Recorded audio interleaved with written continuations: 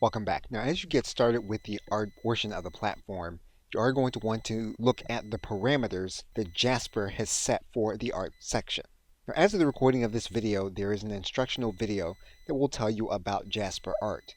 And there are going to be two links in particular. One of those links has an FAQ and talks about the pricing, talks about what Jasper will be looking for in the future in terms of what the platform will do, as well as limitations, as well as how much it will eventually cost.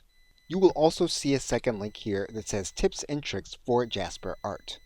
Now, in particular, there is a link here that has a tool that will help you to create better prompts to use with Jasper Art.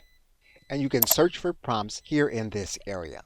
Once you type in the prompt, what you'll need to do is to hover over the image of what it is that you want.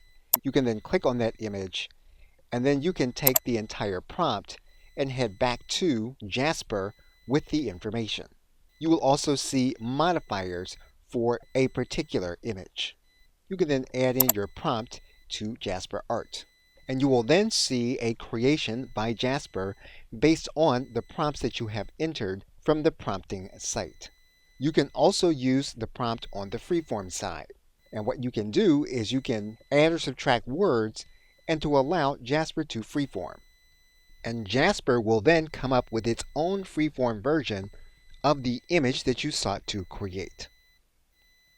Okay, so with that, thanks, and I will see you in another video.